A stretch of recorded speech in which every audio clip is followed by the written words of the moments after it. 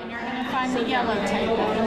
Yes, there's no yellow. I'm sorry. Hang on to that. I know, and turn that in for your shirt, I think.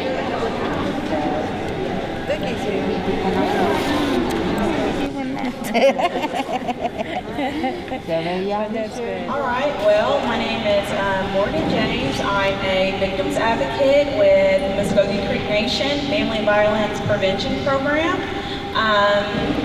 Will all their ladies raise their hands that's with the program, please? Yeah, that's my awesome co-worker. All right, well, our program, we help victims of domestic violence, sexual assault. We actually got a teen dating advocate, and she goes to the high schools and talks about teen dating violence and stuff like that. So I think that's pretty cool. Why is it important? Oh my, because it affects everybody. Domestic violence affects everybody, whether personal experience or as family and friends. It's important to get the word out that we're all responsible in helping stop domestic violence.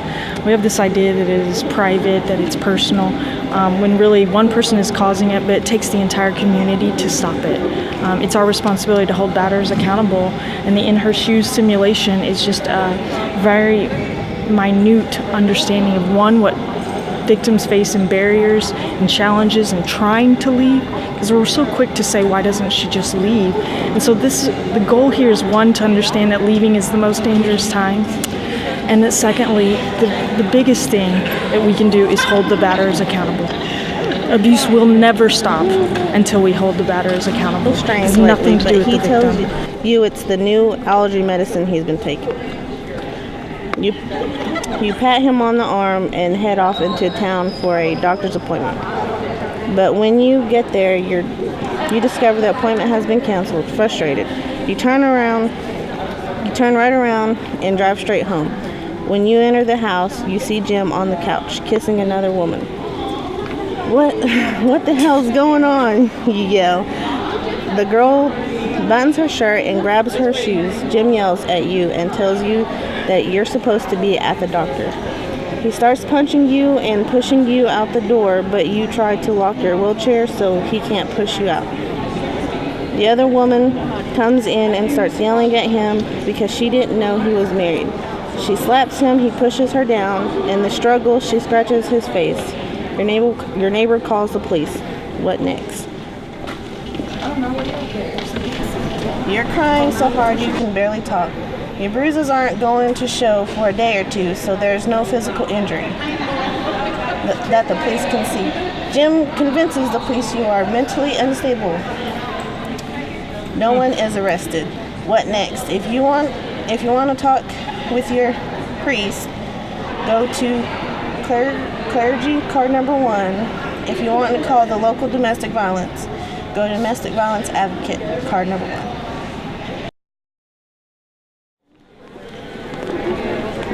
Domestic violence hotline, and at first you're afraid to speak because you live in such a small town. You wonder if you know the person on the other end of the line, but she assures you that she's from a different town 100 miles away, and you begin to talk. She tells you that she's very confused or concerned for your physical safety and the safety of your kids. She asks you if you want to leave, and you tell her that you're not sure. She asks if you have any family members you could stay with, and you say maybe, your mom. She gives you information about shelters. What's next? If you go Then she tells you that of course you can come for the weekend. You want to bring your children, but Dennis has band practice, and your husband jokes that if you took the kids, it would seem like you were running away or something. So you drive the hour and a half to your mother's house. She is happy to see you and tells you that it's normal to have bumps in the road. Lord knows she and your father had a lot of them. You read the Bible.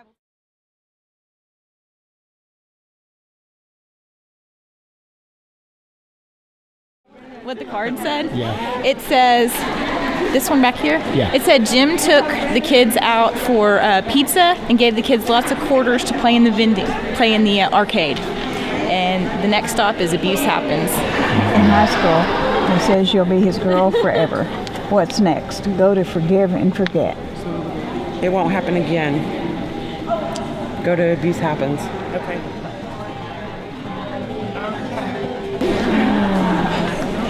All right. Abuse happens. 2 months have passed and you feel like you're walking on eggshells. You have been trying to do everything Jim says and you have been praying a lot. During the week, Jim finds cigarettes in your son's Dennis's room. He and Dennis start yelling at each other and then Jim goes ballistic. He punches Dennis in the stomach and Dennis falls to the floor. Jim keeps beating on him. You make Jim stop.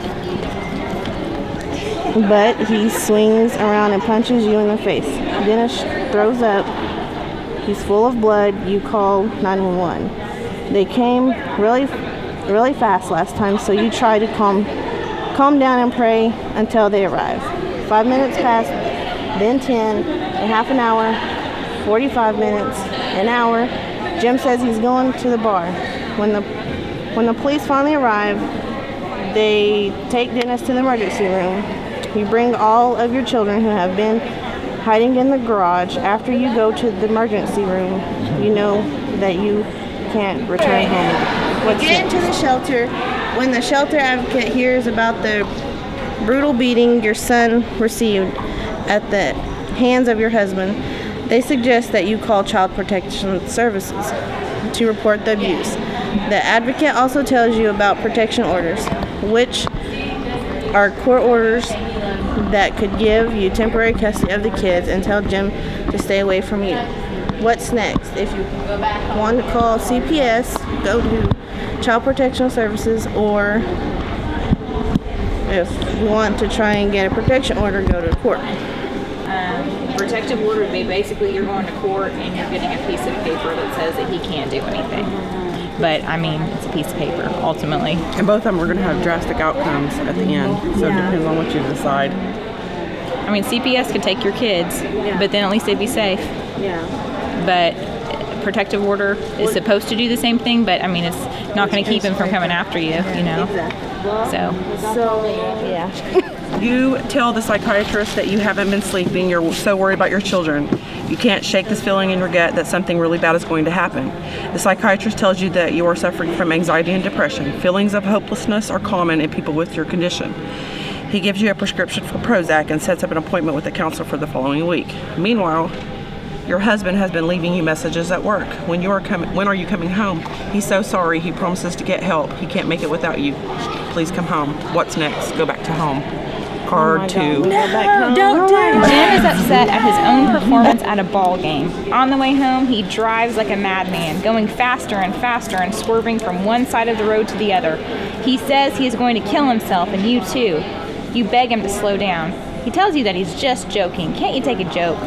You close your eyes. He tells you that there is one way to make sure that you never leave him again. He reaches for his hunting rifle, but as he reaches behind him, he loses control, and his truck hits the center barrier. You both die. Go to the funeral home. Oh, man. Denise's story ends here. Take 5 minutes at the funeral home to think about what happened to Denise.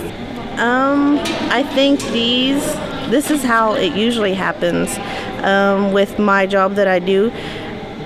This is like reality. This is what happens. So, and I think this is a good exercise. I think this is trying to show us from the perspective of a victim the obstacles that she has, the emotions that she goes through, and the difficulty of actually leaving your partner, especially whenever you have children and whenever you have other difficulties, such in our case, we had someone who was physically disabled. And so I believe that it's a really good eye-opening exercise to help us to understand all the difficulties that victims go through in these situations. You know, there's many things that a lot of us women go through. And this exercise that they're going through, just like I told them, I said it hits too close to home because I've been there, done that. In fact, we see repeats where the batter moves from one victim to another. It has nothing to do with the victim, but everything to do with his choice or that individual's choice to continue to abuse. And that's pretty big in Indiana. Oh, yeah. Unfortunately, 1 in 4 women are likely to be victims of domestic violence in her lifetime. and we have the highest rates of victimization. If you or someone you know has been impacted by domestic or sexual violence, please contact the Family Violence Prevention Program at 918-732-7979. Everyone deserves a life free from violence and abuse. We can help.